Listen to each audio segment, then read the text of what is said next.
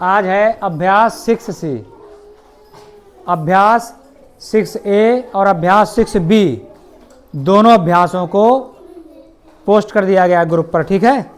जिनका काम छूटा है वो काम अपना पूरा कर लेंगे, ठीक है। समझ रहे हो तुम लोग? समझो, आज है अभ्यास 6C, ये इतने सारे क्वेश्चंस इसमें हैं। देखिए, तीसरा, 4, 5, 6, 7, 8, टोटल इस प्रश्नावली में कितने सवाल हैं? 9, ठीक है, 9 सवाल हैं। तो चलिए हम लोग जो है पहले सवाल से शुरू करते हैं।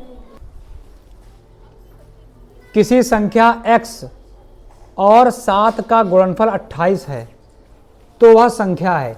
आपके सामने 4 उत्तर दिए हैं, पहला, दूसरा, तीसरा, चौथा, ठीक है। बहुत आसान है। एक संख्या x है और 7 का गुणनफल, इन दोनों का क्या बेटा है? गुणनफल है। कितना गुणनफल है? 28 है। तो हम जानते हैं जो चीज़ गुणे में है ये उधर जाएगी, कहाँ चली जाएगी? बटे में 7। x बराबर 7 का पहाड़ा पढ़ दीजिए, 7 चौक, तो ये 4/1 4 आ जाएगा, ठीक। ये आंसर आपका हो गया। कितना इजी है, कुछ आसान है। किसी संख्या x में 5 से भाग देने पर भागफल 7 आता है। हम क्या करेंगे? एक संख्या x है और उसमें किससे भाग देंगे? इसको 5 से क्या कर देते हैं? भाग दे देते हैं, तो भागफल कितना आता है? 7, ठीक है। अच्छा, एक बात बताओ जरा थोड़ी देर के लिए, ये वाला इसको क्या कहते हैं हम लोग हैं? अच्छा, इस वाले को क्या कहते हैं? और ये क्या है? भाजक। जो भाग कर रहा हो भाजक है, जिसको भाग किया जा रहा है वो भाज्य है, और जो रिजल्ट प्राप्त होता है वो क्या है? भागफल, ठीक है। ये आपको पता होना चाहिए, ठीक है। चलिए आगे हम लोग शुरू करते हैं। तो भाग के निशान को हम लोग ऐसे भी तो लिख सकते हैं, नहीं लिख सकते हैं? बताओ, अच्छा है ना, ऐसे लिख सकते हैं। तो ये यहाँ पर काहे में? भाग में है, उधर जाएगा काहे में हो जाएगा? गुणे में। गुणे में था, भाग में हो गया, भाग में था, तो x बराबर क्या आ जाएगा? 7 5 35। ये आंसर है। आसान, कितना आसान। ये कक्षा 5 में बेटा हमने पढ़ाया था। ये कक्षा 5 में है कि इसको भागफल कहते हैं, है ना। कक्षा 3 वाले 3 में पढ़ाया था, सॉरी 3 में पढ़ाया था, ठीक है। चलिए, थोड़ा सा अलग क्वेश्चन है, इस पर आपको जरूर ध्यान देना चाहिए। देखिए, यदि एक विषम संख्या, ये विषम संख्या दी है, तो दूसरी क्रमागत विषम संख्या, सबसे पहले समझ लेते हैं क्रमागत क्या होता है। जैसे कि हमारे पास एक संख्या x है, दूसरी क्रमागत संख्या क्या होगी? तीसरी क्रमागत क्या होगी? ये क्रम से है, क्या है? क्रम से। जैसे कि कोई 2 लिख दे, फिर लिख दिया 8, फिर लिखे 3, फिर लिखे 12, क्या ये क्रम है? कोई क्रम नहीं है।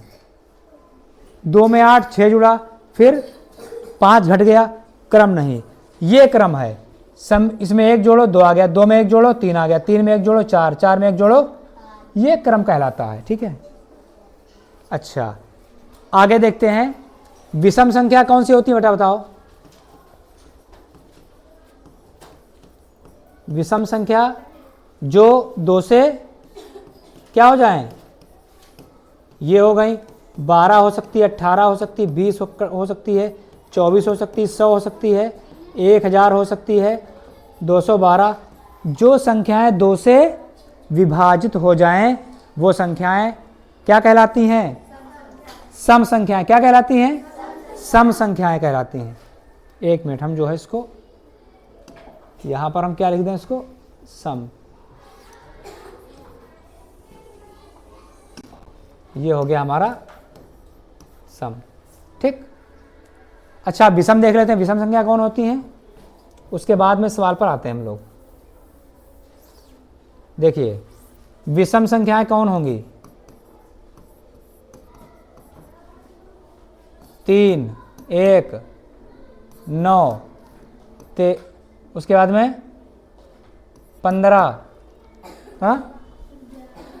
11। ये सारी संख्याएं 2 से विभाजित नहीं होंगी, इसीलिए इनको क्या कहेंगे? विषम कहेंगे। ठीक, चलो इतना समझ गए। अब अपने सवाल पे चलते हैं। एक विषम संख्या दी है,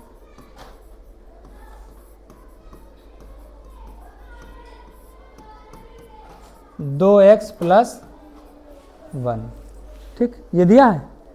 अच्छा, यहां पर x जानते हो बेटा क्या है? कोई संख्या हो सकती है। हम मानते हैं कि x जो है वो 1 है थोड़ी देर के लिए, तो जरा मान रखिए इसमें 2x प्लस 1, x का मान 1 रख दीजिए, तो ये हो जाएगा 2 प्लस 1, कितना आ गया? 3 आ गया। x का मान जरा 2 रखिए थोड़ी देर के लिए, तो उसमें रखिए 2x प्लस 1 लिखा है, x के स्थान पर 2 रख दीजिए, कितना आ गया? 2 दूना 4 और प्लस 1 कितना हो गया? 5। तो 3 आ गया, 5 आ गया। ये कैसी संख्या आ रही? विषम संख्या। तो एक संख्या 3 है, अगली विषम संख्या प्राप्त करने के लिए कितना जोड़ना पड़ता है? बताओ, पहली संख्या 3 है विषम संख्या, अगली विषम संख्या कौन सी होगी?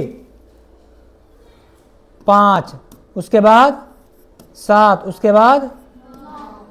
तो आपने देखा विषम संख्या के लिए कितना जोड़ना पड़ता है? 2 जोड़ना पड़ता है। कितना जोड़ना पड़ता है? 2 जोड़ना पड़ता है। तो हम क्या करेंगे? 2 जोड़ेंगे। ठीक है, चलिए जोड़िए। तो इसमें कितना जोड़ दें? 2 जोड़ दें। ठीक है, तो लिखेंगे क्रमागत विषम संख्या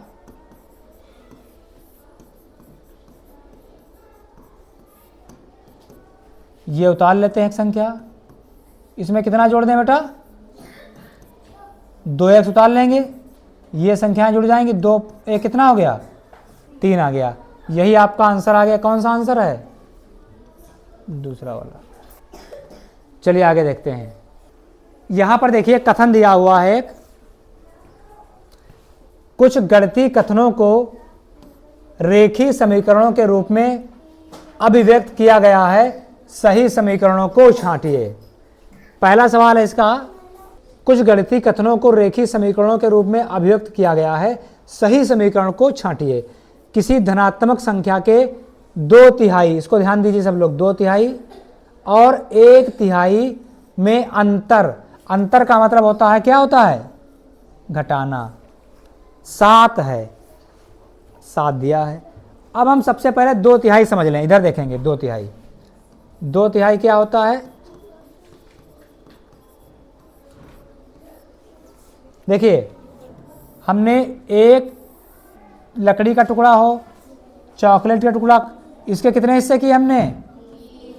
3 हिस्सों में से 2 टुकड़े को हम क्या किया? अलग कर लिया, कुछ भी कर सकते हैं। तो इसको हम लोग लिखेंगे बेटा 2/3। जितने टुकड़े थे 3, लिए कितने गए? 2। इसको 2/3 कहते हैं। तो देखिए ये वाला 2/3 2/3 है कि नहीं? बताओ पहले। गुड। उसके बाद में 1/3 को हम समझते हैं पहले, उसके बाद आगे बात देखेंगे। 1/3, 1/3, 1/3 का मतलब क्या हुआ? हम एक टुकड़े के कितने हिस्से करेंगे? फिर 3 हिस्से करेंगे, और उसमें से कितना हिस्सा लेंगे? 1 हिस्सा लेंगे। तो इसको हम लोग कहेंगे 1/3। टुकड़े थे, 1 ले लिया। देखिए 1/3 लिखा हुआ है, और इनका अंतर कितना है? 7 है। तो ये बात सही तो है? हाँ, निकल जाइए। तो ये बात सही है, गलत बात है? सही है, कथन सही है। 1/3 और 2/3 का अंतर कितना है? अरे हम कह दें 5 और 4 का अंतर 1 है, यही चीज है यहां पर। ठीक, किन्हीं 2 क्रमागत संख्याओं का योगफल 27 है। देखिए 27 दिया है, एक x है और दूसरी क्या है। अब देखिए फिर से एक बार क्रमागत का मतलब समझा देते हैं क्या है क्रमागत। एक संख्या 2 है, अगली क्रमागत संख्या क्या होगी, 3 के बाद, 4 के बाद, 5 के बाद, 6 के बाद। तो क्रमागत संख्या क्या होती हैं, एक एक जुड़ती जाती हैं। पहली संख्या 2 थी, तो अगली संख्या कैसे प्राप्त करेंगे, 2 में 1 जोड़कर। ठीक है, 3 आ गया। अब बताओ 3 के बाद अगली संख्या कैसे प्राप्त करेंगे, 1 जोड़कर। तो इसको क्रम कहते हैं।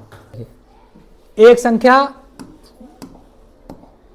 x थी, अगली संख्या कैसे बनेगी, x में 1 जोड़ दिया जाए। देखो जोड़ दिया गया, तो ये वाली दूसरी संख्या हो गई।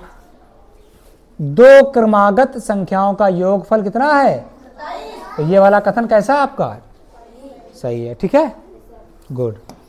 अब ये बताना है किसी संख्या के दूने में 8 जोड़ने पर योगफल 50 आता है। क्या सही है, इसको समझते हैं। मान लेते हैं वह संख्या जो है y है। क्यों, क्योंकि यहां पर y दिया है, y है। अब इसकी भाषा समझें, किसी संख्या के दूने, दूना कर दिया, 2 से गुणा कर दिया, भाई y का दूना क्या होगा, 2y में 8 जोड़ने पर, 8 जोड़ दिया, योगफल कितना आता है बेटा, 50। तो बताओ ये वाला यही तो है, तो ये वाला भी कथन कैसा है, सही कथन है। ठीक, किसी संख्या के 2/3 में 17 जोड़ने पर योगफल 19 प्राप्त होता है। देखिए 2/3 वाली बात फिर से आ गई बेटा। 2/3 का मतलब हम लोग क्या होता है, 2/3, 2/3 का मतलब 2/3 है ना। किसी संख्या के, देखिए किसी संख्या का 2/3 का मतलब होगा उस संख्या को 2/3 से गुणा कर दो।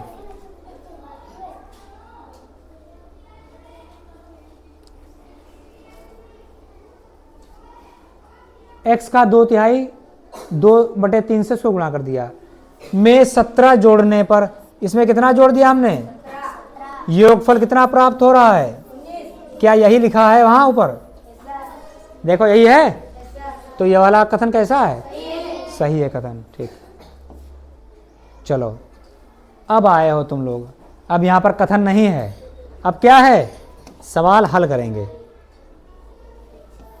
सारे सवाल हल करा रहे हैं एक एक करके, और जहां पर कोई पिछली चीज आ जाती है उसको भी एक्सप्लेन कर रहे हैं, इसलिए ध्यान से देखते रहिए। एक संख्या 1/2 का उसी संख्या के 1/4 से 15 अधिक है।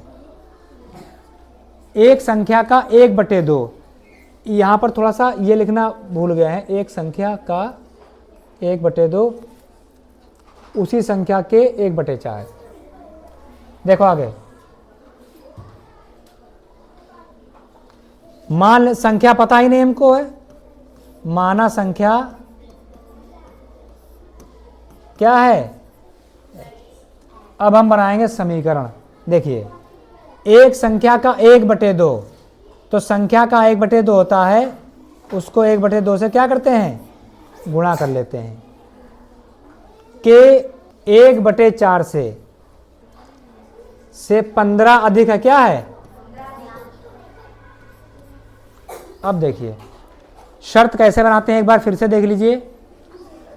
जैसी शर्त लिखी होती है हम वैसे ही लिखते चले जाते हैं। देखिए एक संख्या का 1/2, संख्या का 1/2 का मतलब का मतलब गुणा होता है, तो संख्या लिखी 1/2 लिख दिया। ठीक, उसके बाद में उसी संख्या के 1/4, वही संख्या मतलब x का 1/4 हो गया, से 15 अधिक है, तो अधिक के लिए किसका निशान लगाएंगे, प्लस का। संख्या गया, अब इसको हल करेंगे। देखिए x ऊपर गुणा करेगा, x/2 हो गया, यहाँ x से कम 1 4 हो गया, प्लस क्या आ गया 15। अब ये तो पुराना सवाल हो गया। हर हटाने के लिए किससे गुणा कर दें बताओ नव्या? हर को हटाने के लिए किससे गुणा करेंगे? 6 से क्यों करोगी? 4 से नहीं कर दो। 4 से करोगी तो यहाँ 6 कट ही नहीं पाएगा। 6 अगर गुणा करोगे तो क्या 4 से कट जाएगा? 4 से करेंगे। देखिए 4 से दोनों पक्षों में गुणा करने पर, चलो गुणा करो। 4 से गुणा कर दिया यहाँ पर, बराबर यहाँ 4 से गुणा कर दिया और 15 को 4 से गुणा कर दिया। ठीक है, आगे देखिए 2 1 कम 2, 2 दूना 2x हो गया बटे 1, 4 1 कम 4, 4 1 कम 4, खत्म, x बचा, प्लस यहाँ पर निशान बेटा काहे का लगा है? उसका लगा है, बराबर का,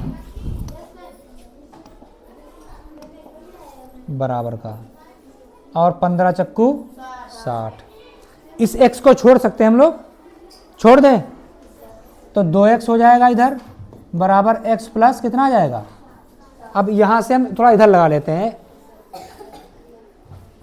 2x बराबर x,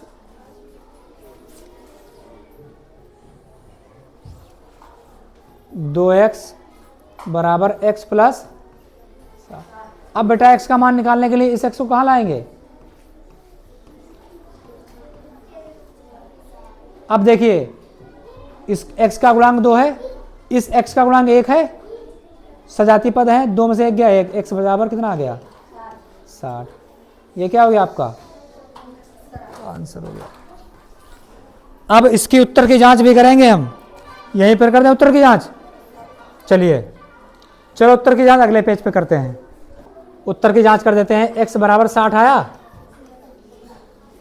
एक संख्या का 1/2, 60 का 1/2 कितना होगा? उसी संख्या के 60 के 15 अधिक है। देखो ये 30 बचेगा बेटा, 2 3 6 30 आया, 4 1 कम 4, 4 1 कम 4, 4 25 15 और प्लस 15। बताओ इधर 30 और इधर कितना आया? क्या सही नहीं है सवाल? ये क्या हो गई? हमारी उत्तर की जांच हो गई। ठीक है, यानी सवाल सही है, हमें उत्तरमाला देखने की आवश्यकता भी नहीं है। देखिए एक कक्षा में 45 विद्यार्थी हैं। यदि छात्रों की संख्या, ध्यान रखिए छात्र भी हैं और छात्राएं भी हैं, छात्रों की संख्या छात्राओं की 2/3 हो तो छात्रों की संख्या बताइए। देखिए हम मान लेते हैं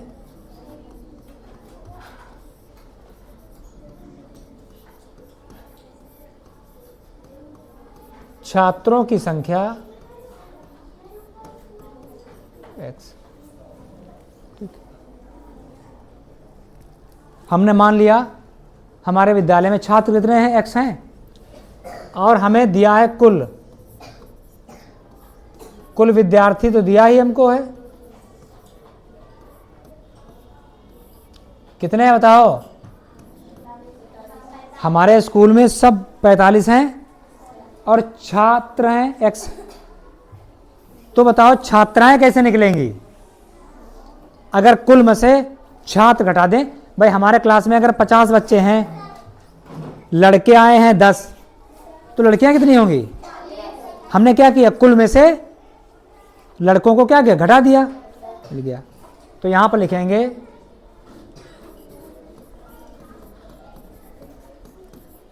छात्राओं की संख्या क्या हो जाएगी? कुल कितने हैं में से x निकाल दिया, है ना। यदि छात्रों की संख्या छात्राओं की संख्या की 2/3, चलो शर्त देखते हैं, छात्रों की संख्या कितनी है?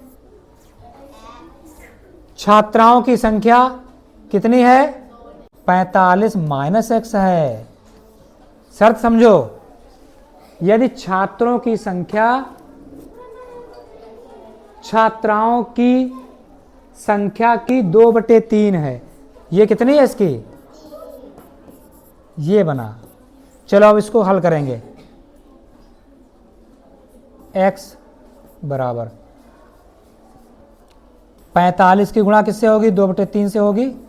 ये 2/3 चाहे इधर लिखा हो और चाहे इधर लिखा हो, गुणा अंदर करेगा, -x गुणे 2/3। चलो अब बताओ बेटा, इस समीकरण को 3 हटाने के लिए किससे गुणा करनी पड़ेगी? अगर 3 से गुणा कर दें, 3 भाग में है, 3 से गुणा कर दें, 3 दिन कट जाएगा। तो 3 से गुणा करेंगे तो यहाँ हो जाएगा 3 गुणे x, और यहाँ अगर 3 से गुणा करेंगे बेटा तो क्या आ जाएगा? देखो ये आएगा। अब ये 3 गुणा इधर पहले कर लो चाहे इधर पहले करो, फर्क नहीं पड़ेगा। 3 3 कट गया, 3 3 कट गया, तो ये आ गया 3x बराबर 45 की गुणा 2 से करो, कितना आएगा? माइनस ये 2x आ गया। इसके बाद हम लोग इधर लगा देंगे। चलिए अगले पेज में लगा दें। समीकरण याद रखिए कितनी है? 3x बराबर 90 - 2x।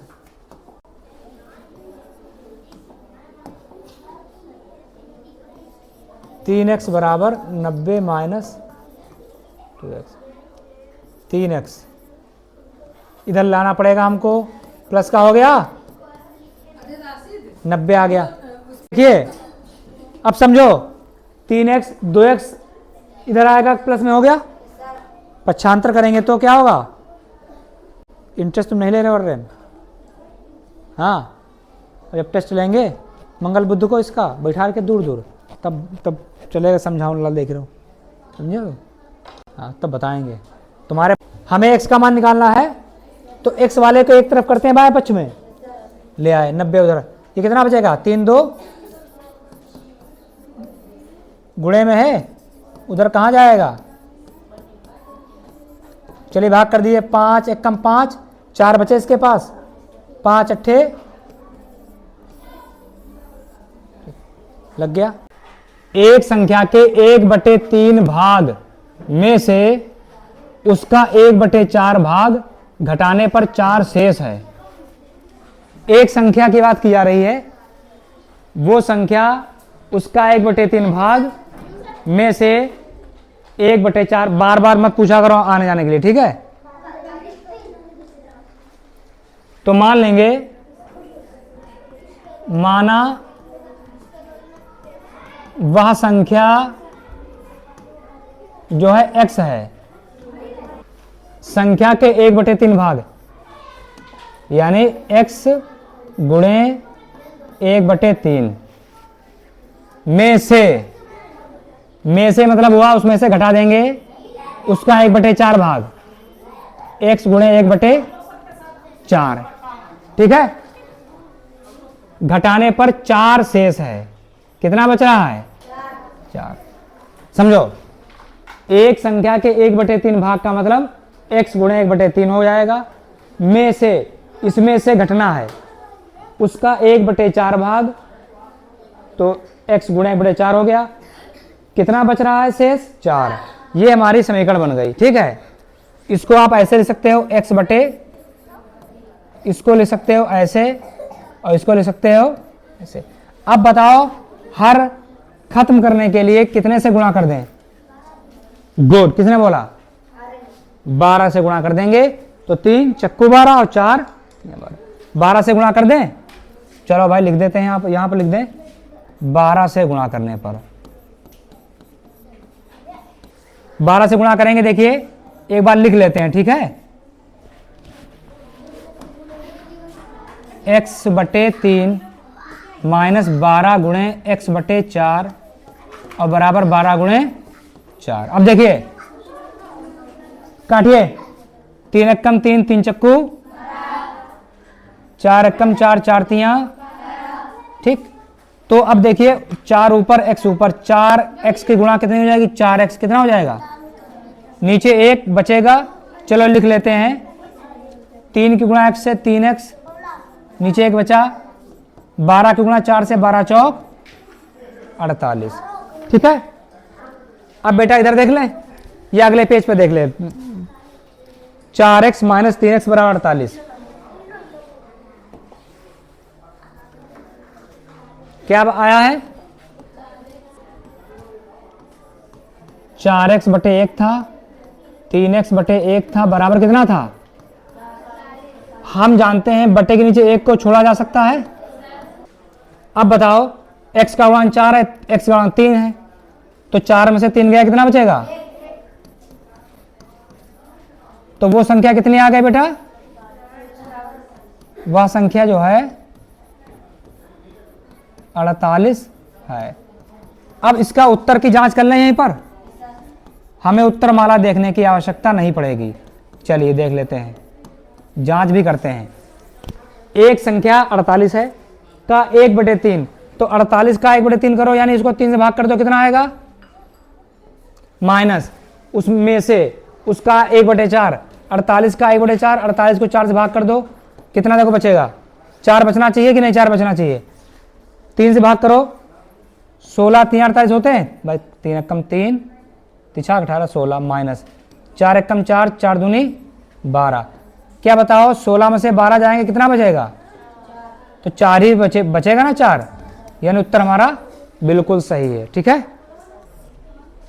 आदर्श एक लड़का है, डेविड एक लड़का है और हमीद एक लड़का है, ठीक, का कुल भार, भार का मतलब क्या हुआ? जब उनको तौलते हैं तो कितना आता है? तीनों मिला के 44 किलोग्राम वजन है तीनों का। यदि डेविड का भार आदर्श के भार से 1.3 किलोग्राम अधिक एवं हमीद के भार से 2.1 किलोग्राम अधिक हो तो तीनों का अलग अलग भार ज्ञात कीजिए। देखिए हम क्या करेंगे, यहां पर तीनों के वजन अलग अलग मान लेंगे। ठीक है, सबसे आसान यही तरीका है, इसके तरीके कई हैं, सबसे तरीका आसान बताने जा रहे हैं। हम अलग अलग वजन मान लेंगे। हम मान लेते हैं, आवाज ना करिए को लोग,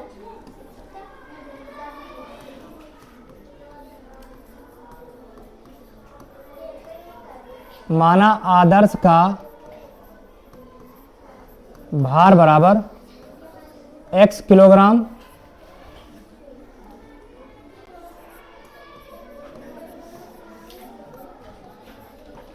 डेविड का भार y किलोग्राम और हमीद का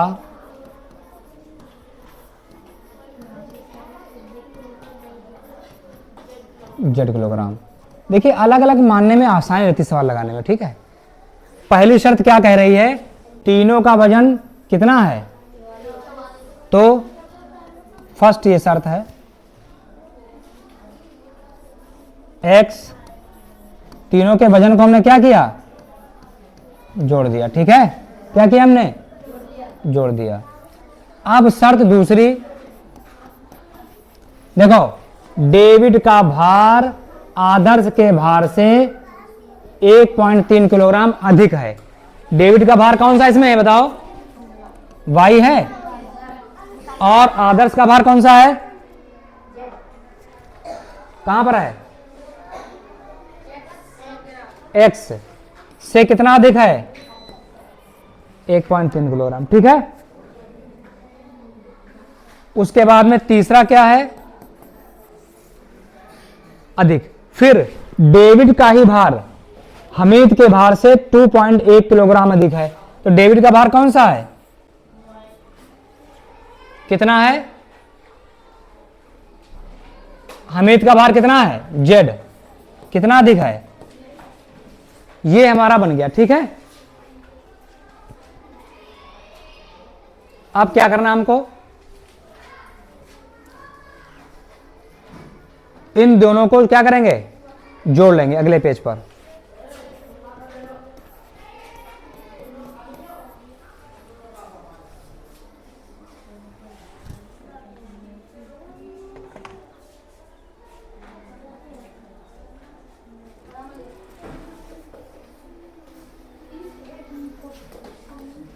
चलिए देखिए अगले पेज, यहां पर लिखेंगे, यहां कर देते हैं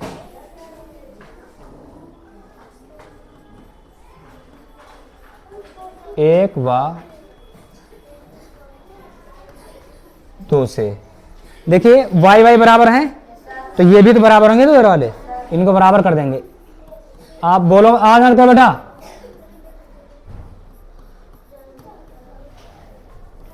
z को इधर ले आए, 1 पॉइंट उधर चला गया,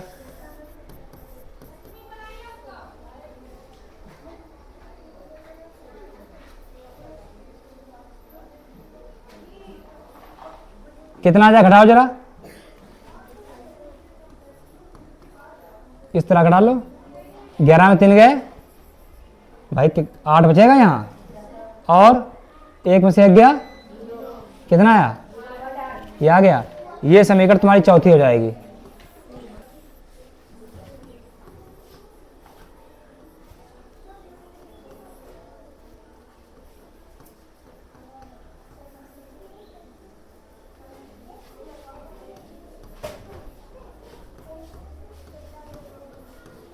इनको जोड़ देंगे समीकरण 1 और 2 3 को, तो इधर जोड़ दीजिए, इधर जोड़ेंगे तो 2y हो जाएगा, उधर जोड़ दीजिए, पहली उधर x प्लस 1/3 हो गई, प्लस z प्लस 2 पॉइंट हो गई, 2y बराबर x प्लस z, 1.3 2.1 जोड़ दीजिए, 4.213। अब क्या करेंगे, 2y इधर माइनस x माइनस z बराबर 3.4। ये समीकरण तुम्हारी बन गई चौथी। अब हम क्या करेंगे, समीकरण 1 व 4 को हल करने पर, जरा इस समीकरण को याद रखिएगा, कितनी है ये, 3.4।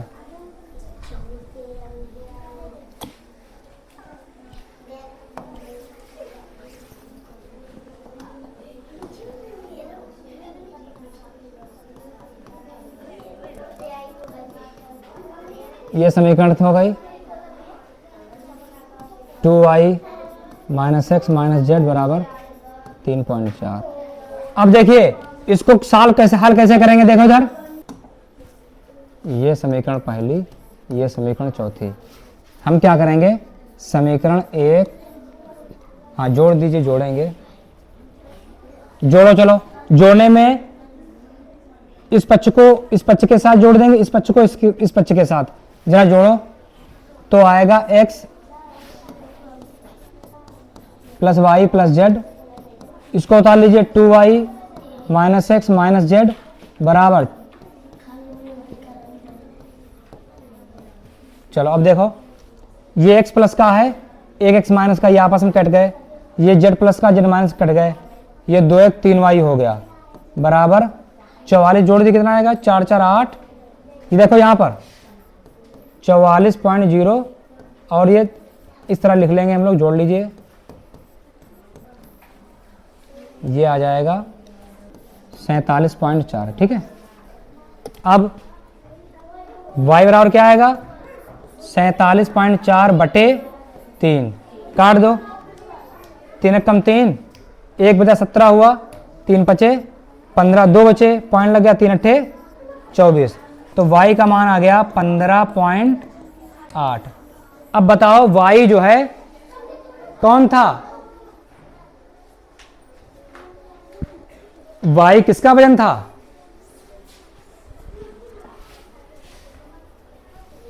डेविड का। डेविड का वजन कितना आ गया, 15 किलो 800 ग्राम आ गया। ठीक, अब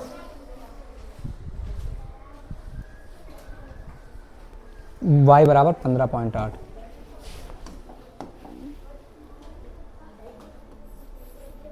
y बराबर 15.8। ये किसका वजन बेटा आ गया है, डेविड का वजन। अभी सवाल आसान लगेंगे, अभी ज्यामिति पढ़ाएंगे, कोण बनवाएंगे, कुछ सवाल बीच बीच में कठिन पड़ जाते हैं, जैसा एक सवाल ये कठिन पड़ गया, कोई दिक्कत नहीं। ठीक, ये इसका वजन आ गया इतने किलोग्राम। अब शर्त पहले देखिए क्या थी, दूसरी शर्त, डेविड का भार, डेविड कौन है,